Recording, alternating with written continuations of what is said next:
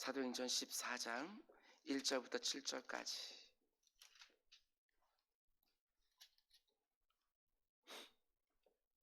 우리 1절부터 3절까지만 우리 한 목소리로 함께 봉독하겠습니다.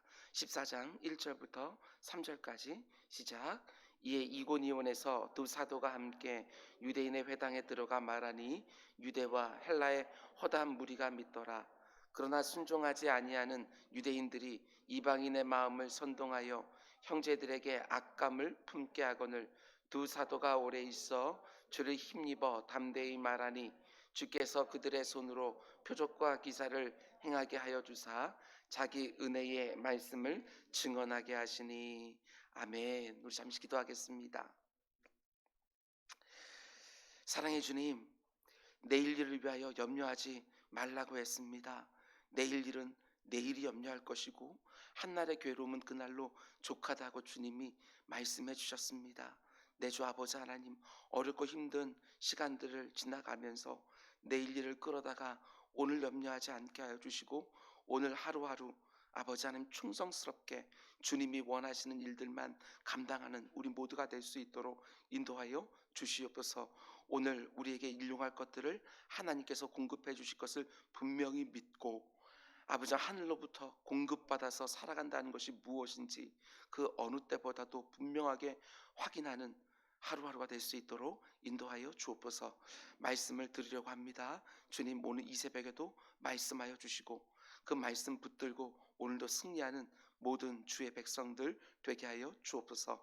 이 모든 말씀 예수님의 이름으로 기도드렸습니다. 아멘. 아멘. 지난밤도 잘 주무셨습니까? 이제 겨울도 끝자락에 있는 줄 믿습니다. 겨울의 모든 차가운 시절들이 지나가고 봄에 새로운 생명이 우리 모든 심령 가운데 임하기를 주님의 이름으로 축원을 드립니다. 오늘 사도행전 강의 85번째 시간입니다. 오늘 말씀의 제목은 끝까지 포기하지 아니하면 거기서 내 영광을 보리라, 이런 제목으로 말씀 전하도록 하겠습니다. 하나님께서 오늘 새벽에 우리 한 사람 한 사람에게 주시는 음성입니다.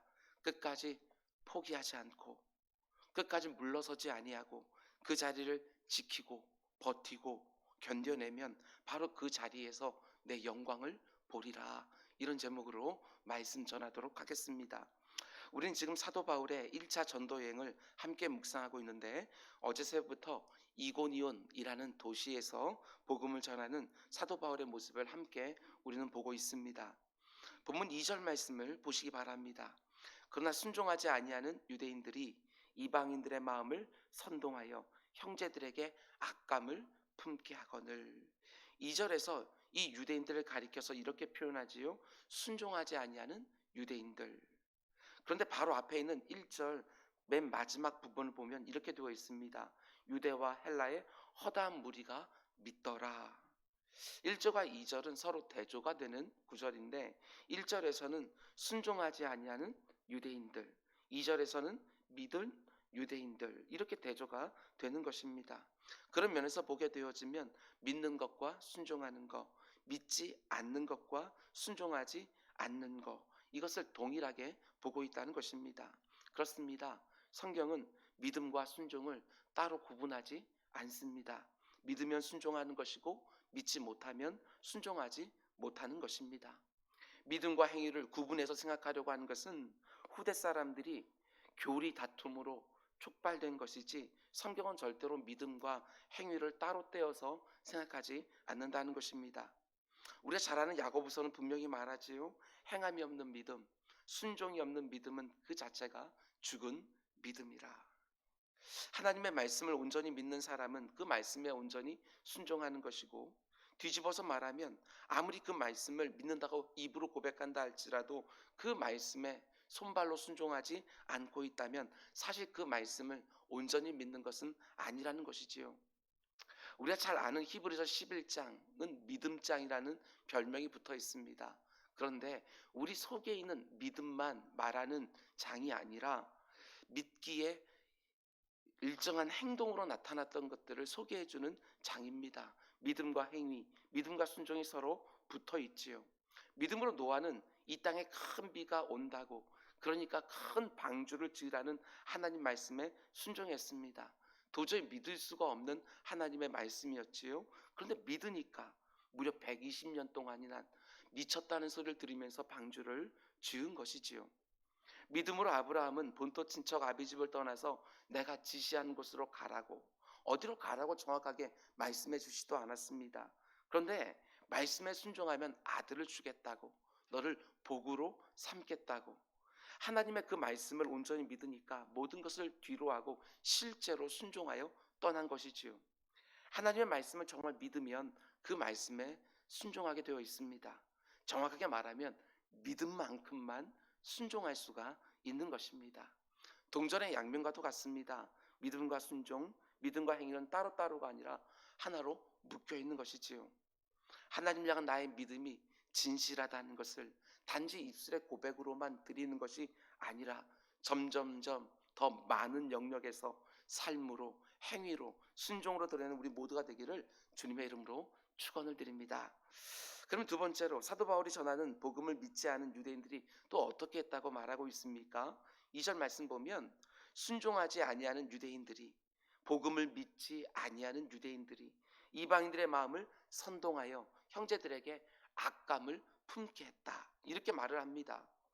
유대인들이 이방인들의 마음을 선동하여 형제들에게 악감을 품게 했다고 하는데, 이 부분을 영어 성경으로 보게 되어지면 번역이 아주 기가 막힙니다. 한글 성경에 악감을 품게 했다라는 번역도 괜찮은 번역이지만 영어 성경으로 보게 되어지면 이렇게 되어 있습니다. Poisoned their mind, 이렇게 되어 있습니다. Poisoned. 그들을 선동해서 사람들의 마음에 독을 탔다는 것이죠. 유대인들이 그 이고니온 사람들의 마음에 바울과 바나바에게 악감을 품게 했다는 이 번역을 그들의 마음에 독을 풀었다. 처음에는 이 바울과 바나바에게 호감을 가지고 그들이 전하는 말씀을 기쁨으로 받았지만 그들의 마음 가운데 독을 탔다. 치명적으로 감염시키고 오염시켰다. 번역이 참 기가 막힙니다. 그런데 어떤 방식으로 사람들의 마음에 독을 탔겠습니까? 당연하지요. 말로써 독을 탄 것입니다. 그렇습니다. 인간의 언어에는 이렇게 힘이 있습니다. 권세가 있습니다. 하나님이 온 우주 만물을 말씀으로 창조하셨다고 말하지요.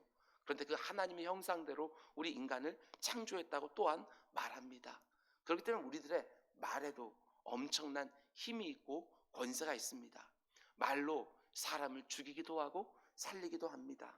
말로 사람을 힘나게 할 수도 있고 그 마음의 치명적인 독을 풀 수도 있습니다. 많은 분들이 보셨을 텐데 2009년도 MBC 창사 특집 기념으로 다큐멘터리 하나를 찍었습니다. 그리고 하나의 실험을 하는데 똑같은 쌀로 밥을 지었는데 이쪽 밥을 향해서는 사랑한다, 고맙다 계속해서 말해주고 저쪽 밥을 향해서는 미워한다, 싫다 이렇게 계속해서 말을 해줍니다. 그런데 사랑한다, 고맙다라는 말을 계속 들은 밥에서는 하얀색 곰팡이가 피고 미워한다, 싫다라는 말을 계속 들은 밥에서는 까만색 곰팡이가 쓸었습니다. 유튜브로 검색하게 되어지면 찾을 수 있습니다. 이렇게 인간의 언어에는 설명할 수 없는 힘이 있죠.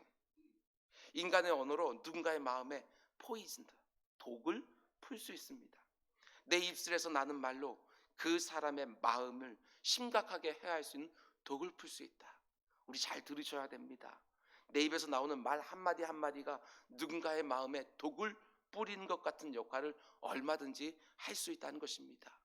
오늘 내 입을 어떤 식으로 사용할 것인지, 내 입에 파수꾼을 세워달라고 기도하는 새벽이 되기를 원합니다.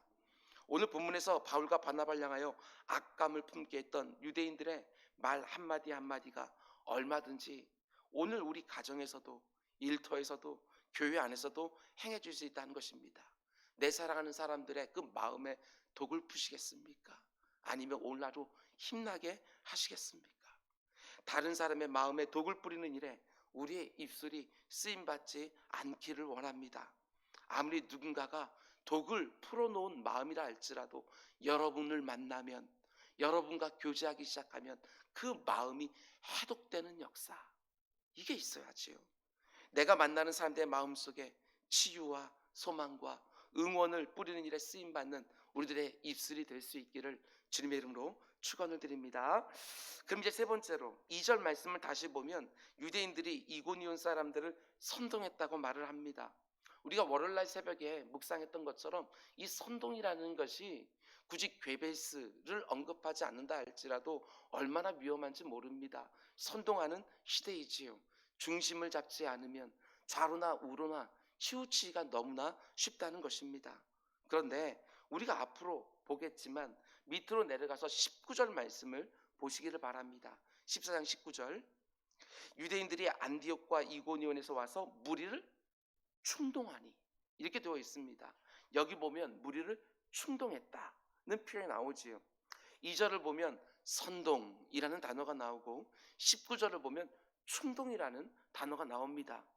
이고니온 사람들이 바울이 전하는 그 복음의 은혜를 받고 그 가운데 마음이 움직였지만 유대인들에게 선동되고 충동되었습니다.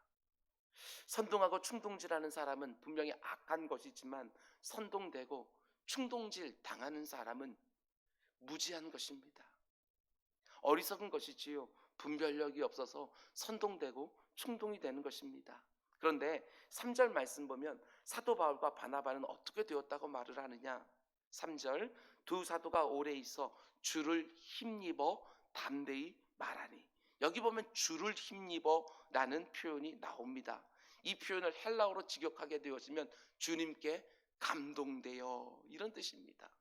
이게 참 묘한 대조입니다. 오늘 본문을 보면 두 부류의 사람들이 나옵니다. 한쪽은 유대인들에 의해서 선동되고 충동되고, 또 한쪽은 주님께 힘입고 주님께 감동되고. 비슷한 단어처럼 보이지만 너무나도 다르지요. 선동, 충동, 감동.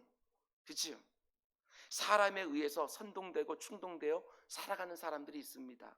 그런데 주님께 힘입고 주님께 감동되어 성령에 감동되어 하루하루를 살아가는 사람도 있다는 것입니다. 여러분, 사람들에게 선동되고 충동되어 살아가면 절대로 안 됩니다. 우리 성도들은 분명히 주를 힘입어 주께 감동되어 성령께 감동되어 살아가야 되는 것이지요. 하나님의 일을 할 때도 마찬가지입니다. 그저 사람들에게 선동되고 충동되어 주의 일을 하게 되어지면 곧 후회하게 되어지고 곧 탈진하게 되어집니다. 그러나 주를 힘입어 성령에 감동되어 그 일을 하게 되어지면 결코 후회하지도 탈진하지도 않는 것이지요. 저와 여러분이 사람의 선동과 충동에 움직이는 것이 아니라 오직 주를 힘입어 성령의 감동으로 살아가는 은혜가 있기를 주님의 이름으로 축원을 드립니다. 오늘 새벽에 기도할 때도 마찬가지입니다. 하나님, 오늘도 주를 힘입어 살아가는 한 날 되게 하여 주옵소서. 주께 감동되어 성령께 감동되어 말하고 행동하는 또 한 날 되게 해 주십시오 라고 기도하는 새벽이 되기를 주님의 이름으로 축원을 드립니다. 그럼 이제 마지막으로 본문 3절 말씀을 다시 보시기 바랍니다. 이렇게 되어 있지요. 두 사도가 오래 있어 주를 힘입어 담대히 말하니 주께서 그들의 손으로 표적과 기사를 행하게 하여 주사 자기 은혜의 말씀을 증언하게 하셨다. 3절 말씀 맨 앞에 또 빠진 단어가 있습니다. 영어 성경을 보게 되어지면 3절 맨 앞에 so라고 하는 단어가 들어있는 것이지요. 그래서라는 단어가 빠져 있습니다. 그러니까 2절과 3절은 연결해서 문맥상으로 우리는 읽어야 됩니다. 순종하지 아니하는 유대인들이 이방인들을 선동해서 악감을 품게 했습니다. 이고니온 그 도시의 분위기가 너무나도 안 좋아진 것이지요. 너무나 어려운 상황이고 핍박이 있는 상황입니다. 그래서 두 사도가 더 오래 있었다. 이 문맥을 보셔야 돼요. 2절과 3절을 연결하면 이렇게 됩니다. 상황이 너무나 어려워서 그래서 두 사도가 더 오래 거기서 머물렀다. 방해가 있으니까, 핍박이 있으니까, 어려운 문제가 생기니까 그래서 두 사도가 거기에서 더 오래 있었다.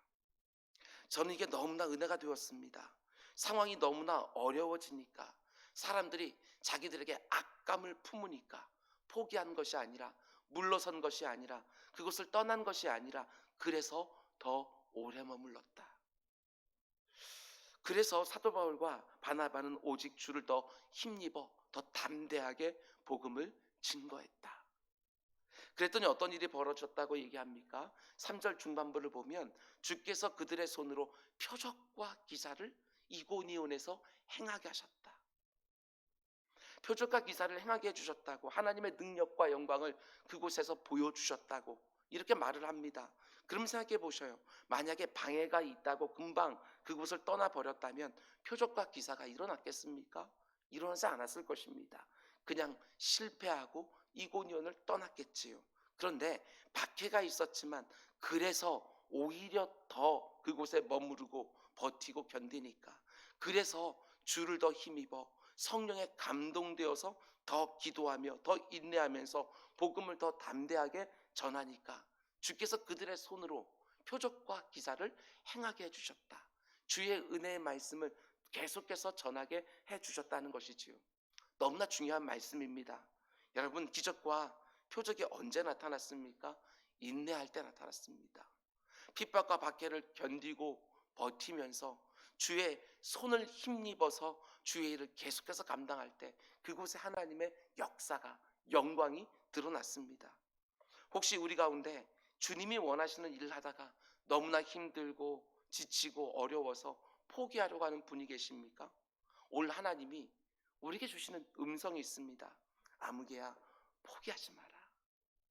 절대로 낙심하고 절망해서 내가 너의 마음에 준 그 일 절대로 포기하지 마라. 그 가운데 나를 힘입어 버티고 견디고 이겨내려고 싸우면 거기서 반드시 내 표적과 기사를 보게 되리라. 하나님께 말씀해 주시는 것이지요. 주를 힘입어서 버티고 견디는 것입니다. 기도하면서 인내하면서 주의 영광이 그곳에 나타나기를 원하는 것이지요. 떠나면 못 봅니다. 그러나 버티고 있으면 주의 영광을 하나님의 때가 되었을 때 그곳에서 보게 되는 것이지요. 우리 사도행전 4장을 한번 보시겠습니다. 앞으로 넘겨서 사도행전 4장. 여기 보면 사도들이 박해 가운데 속에서 하나님께 드리는 기도가 나옵니다. 4장 29절 말씀 보십시오. 4장 29절. 주여, 이제도 그들의 위협함을 굽어 보시옵고. 자기들이 처한 상황을 하나님 앞에 온전히 내어드립니다. 유대인들의 위협이 있습니다. 박해가 있습니다. 그런데 그 가운데 사도들이 도망가지 아니하고 그래서 더 하나님께 매달리며 기도하는 것이지요. 종들로 하여금 담대히 하나님의 말씀을 전하게 하여 주시오며 손을 내밀어 병을 낫게 하셨고 표적과 기사가 거룩한 종 예수의 이름으로 이루어지게 하옵소서 하더라. 박해를 다 받아내면서도 도망가지 아니하고 버티면서 예루살렘에서 끝까지 복음을 증거하며 하나님의 은혜를 기다렸던 것이지요. 그랬더니 어떤 일이 벌어집니까? 31절. 빌기를 다음에 모인 곳이 진동하더니 우리가 다 성령이 충만하여 담대히 하나님의 말씀을 전하니라. 참 은혜가 됩니다.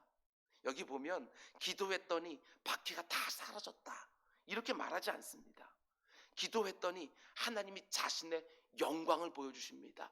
땅을 진동케 하시는 것을 보여주지요. 그러자 성령으로 충만해져서, 다른 말로 하게 되어지면 주를 힘입어서 성령께 감동되어서 박해가 여전히 있음에도 불구하고 더 담대히 복음을 전했다 이렇게 말하고 있는 것입니다. 여러분, 어렵고 힘들고 지칠 때, 포기하고 싶고 도망가고 싶을 때 어떻게 하라고 말합니까? 그래서 더 기도해라 이렇게 말을 합니다. 도망가고 싶을 때 그래서 더 하나님께 매달려야 된다 이렇게 말을 하는 것이지요. 내 힘과 의지로는 그 자리에 더 이상 머물러 있을 수 없습니다. 주를 힘입으면 버티고 견딜 수 있습니다. 하나님의 영광을 그 자리에서 보게 되는 기쁨이 있지요. 후일에 사도 바울이 자신의 영적 아들인 디모데에게 자신의 경험을 말하면서 오늘 본문의 상황에 말해주는 것을 보게 되었습니다. 이때 어떻게 했는가? 우리 한번 찾아볼까요? 디모데후서 3장 10절 이하의 말씀입니다. 디모데후서 3장 10절 이하의 말씀. 디모데후서 3장 10절. 디모데후서 3장 10절 말씀입니다. 10절과 11절 말씀 보면 이렇게 사도 바울은 자신의 영적 아들인 디모데에게 말을 합니다. 나의 교훈과 행실과 의향과 믿음과 오래 참과 사랑과 인내와 박해를 받음과 고난과 또한 그 다음에 나오는 말씀은요, 우리가 지금 읽고 있는 사도행전의 말씀입니다. 안디옥과, 여기서 안디옥은 우리가 지난번에 보았던 비시디의 안디옥을 말하는 것이고, 이고니온, 오늘 우리가 보고 있는 본문이지요. 그리고 루스트라에서 우리가 내일부터 보게 될 말씀입니다. 루스트라에서 당한 일과 어떠한 박해를 받은 것을 네가 과연 보고 알았거니와, 내가 주를 힘입어 오래 참았더니 인내했더니 견디고 버텼더니 주께서 이 모든 것 가운데 나를 건지셨느니라. 이런 간증이 우리 모두에게 있기를 주님의 이름으로 축원을 드립니다. 시편 40편에서 다윗은 이렇게 고백합니다. 내가 여호와를 기다리고 기다렸더니 귀를 기울이사 나의 부르짖음을 들으셨도다. 기다리고 기다렸더니, 부르짖자마자 하나님의 응답이 있었던 것이 결코 아닙니다. 하나님의 응답이 더딘 것처럼 보여서 부르짖고 또 기다리고, 부르짖고 또 기다리고, 그것이 바로 기다리고 기다렸더니 이 표현이지요. 그랬더니 어느 순간 어떻게 되어집니까? 나를 기가 막힐 웅덩이와 수렁에서 끌어올리시고 내 발을 반석 위에 두사 내 걸음을 견고하게 하셨도다. 여러분, 아무리 힘들고 어렵더라도, 아무리 이래도 안 포기하냐고, 이래도 안 도망가냐고, 지금 내가 경험하고 있는 상황이 나를 윽박지른다 할지라도 오히려 그래서 더 주를 의지하고, 그래서 더 부르짖고, 그래서 더 오랫동안 힘을 달라고 간구하면서 마침내 그 모든 상황에서 나를 건지시는 하나님의 역사와 기사를 경험하는 우리 모두가 될 수 있기를 주님의 이름으로 축원을 드립니다. 우리 기도하겠습니다. 사랑해 주님, 너무나도 감사하고 고맙습니다. 늘 지치고 힘들어하는 우리에게 오늘 말씀으로 다시 다잡아 주시니 너무나도 감사를 드립니다. 바나바와 바울이 너무나도 힘들고 어려운 상황을 만났지만 그래서 더 하나님께 부르짖고, 그래서 더 주를 힘입으라고 기도의 자리에 나갔던 것을 보게 되어집니다. 내 주 아버지 하나님, 바울과 바나바의 모습이 우리에게도 있도록 주님 인도하여 주옵소서. 다윗이 내가 여호와를 기다리고 기다리고 부르짖고 더 부르짖었더니 나를 기가 막힌 웅덩이와 수렁에서 건져서 내 발걸음을 견고케 하셨다고 하는 그 간증이 우리 모두의 간증이 될 수 있도록 주님 인도하여 주옵소서. 이 새벽 예배의 자리에 아버지 하나님, 정말 이 말씀이 필요한 심령이 있습니까? 이 말씀 붙들고 하나님 앞에 나아가 더 부르짖으며 더 하나님의 도우심을 간구하는 아버지 심령이 반드시 있도록 인도하여 주옵소서. 아버지 하나님, 이 설교 영상을 오늘 어떤 상황 가운데 아버지 하나님 함께 하게 되어지든지 이 말씀 가운데 속에서 하나님께서 내게 주는 말씀 절대로 포기하지 말라고, 절대로 물러서지 말라고, 절대로 도망가지 말라고 말씀하시는 하나님의 그 마음이 이렇게 느껴져서 그 가운데 속에 힘을 얻어서 그 자리에서 또 하나님을 힘입는 심령 있도록 인도하여 주시옵소서. 아버지 하나님, 이 나라의 이 민족을 주님께서 불쌍히 여기시고 온 인류 가운데 속에 지금 직면하고 있는 모든 문제들을 하나님께서 굽어 살펴주시사 아버지 하나님, 겨울의 그 차가운 기운들은 이제 점점 물러가게 하시고 온 인류 가운데 속에 새로운 생명의 기운이 움트는 것들 모두가 함께 볼 수 있도록 오늘도 기도의 자리에서 부르짖는 우리 모두가 될 수 있도록 인도하여 주시옵소서. 이 모든 말씀 예수님의 이름으로 기도드렸습니다.